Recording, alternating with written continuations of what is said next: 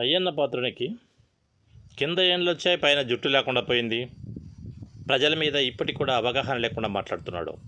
పేద ప్రజల మీదనైతేనేమి, ధనికులైతేనేమి, బిజినెస్ మ్యాన్ల మీదనేమి, ప్రతి ఒక్కరి మీద ఆయనకు ఓట్లు వేసినటువంటి వ్యక్తులు అందరిపైన కూడా ఆయన మాట్లాడే మాటలు ఎలా ఉన్నాయంటే, జగన్మోహన్ రెడ్డికి ఛాలెంజ్ చేశాడు. ఏ విషయంలో? మెడికల్ కాలేజీలో జీవోలు లేవు, ఎక్కడున్నాయి జీవోలు అన్నాడు.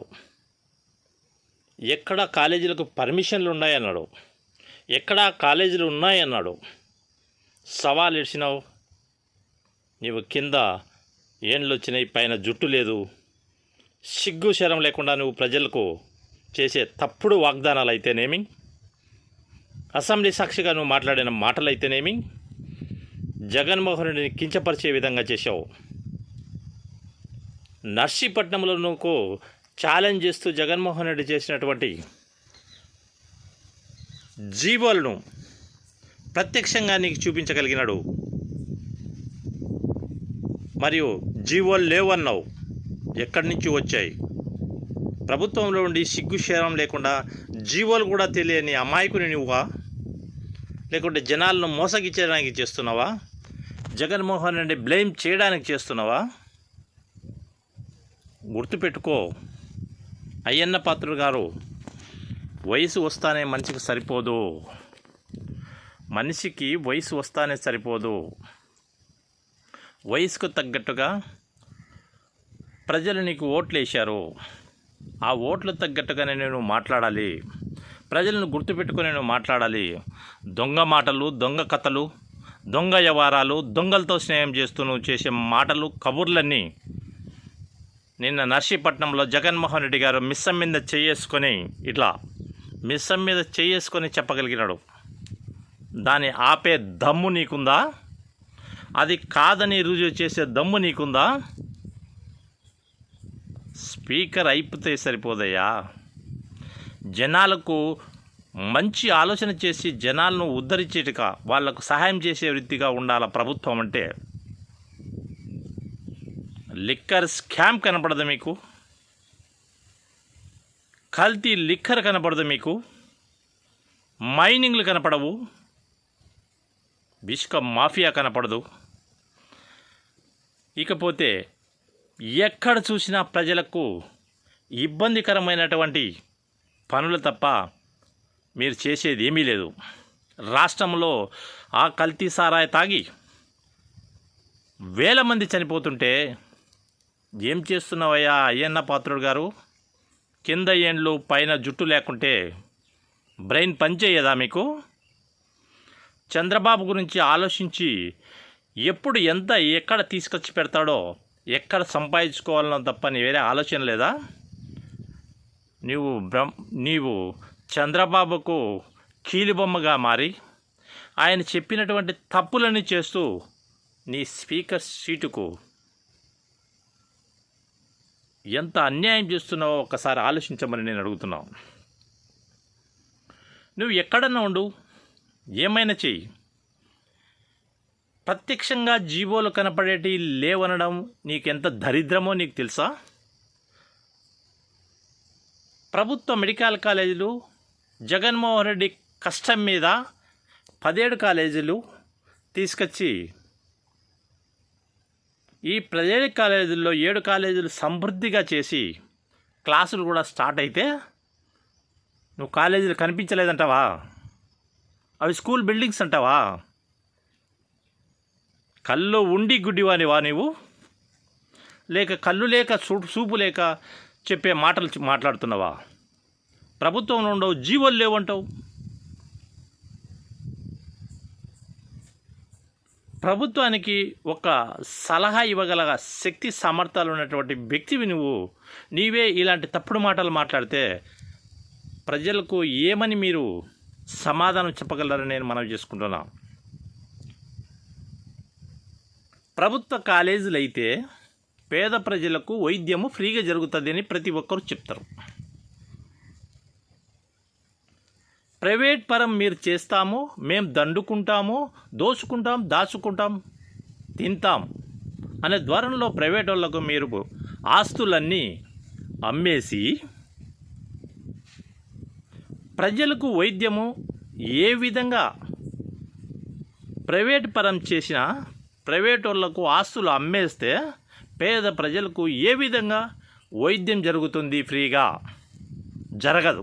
అది హైలీ ఇంపాసిబుల్. మీరు చేసే కుట్రకు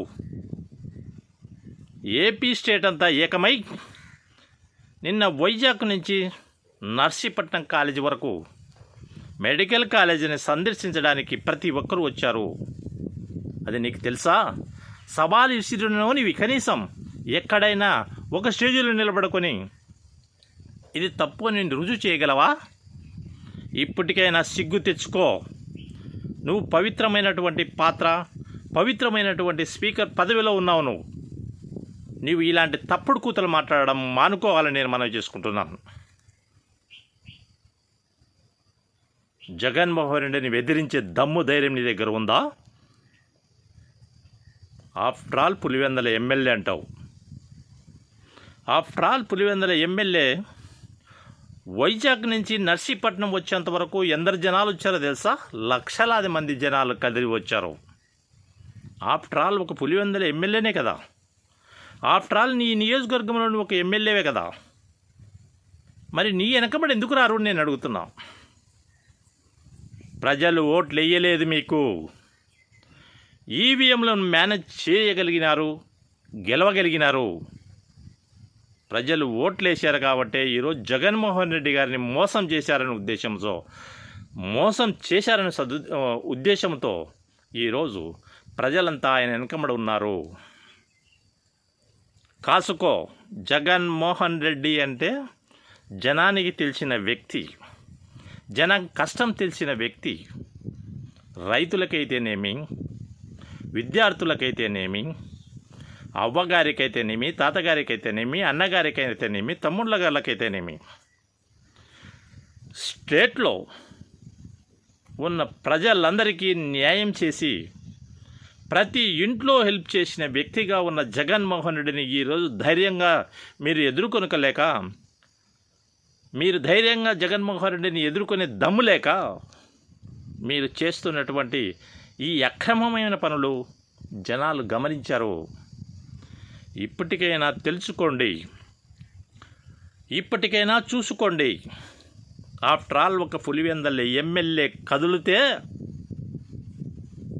టోటల్ స్టేట్ అంతా కదిలినట్లే అని గుర్తుపెట్టుకోండి. అందులో మీరు కూడా కదిలి వచ్చారేమో మాకు తెలియదు చూడడానికి. సిగ్గు లేకుండా చేసేది అన్ని పనికిమాల పనులు, మాట్లాడేటి అన్ని పనికిమాల శటాలు. అసెంబ్లీ సాక్షిగా తొడగొట్టి చెప్పిన బాలకృష్ణను మీరు ఏమన్నా యాక్షన్ తీసుకున్నారా? సిగ్గు లేకుండా ఆ పదవిలో నువ్వు ఉండి ఈరోజు నువ్వు ఆ మాటలు మాట్లాడుతున్నావు. నీ పైన ఎవరు యాక్షన్ తీసుకోవాలి? పేరు బ్రహ్మాండమైన పేరు, పైన జుట్టు ఉండదు, కింద ఏళ్ళు ఉంటాయి. ఇలాంటి వాళ్ళు కూడా మాట్లాడి ప్రజల్లో చులకన కావడం తప్ప, మళ్ళీ జగన్మోహన్ నిరూపించు అన్నాడు. మరి వచ్చి నిరూపించగలిగినాడు కదా. నువ్వేం చేసావు? జనాలను ఉద్ధరించావా? సవాలు విసిరితే ప్యాకేజ్ ఎక్కువ వస్తుందని జగన్మోహన్ రెడ్డి మీద విరుచుకపడుతున్నావా?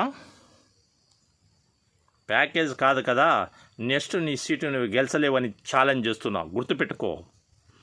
ప్రజలు నీ నియోజకవర్గం ప్రజలే ఎక్కడ చూసినా నిలబడి జగన్మోహన్ రెడ్డికి సెల్యూట్ చేశారు.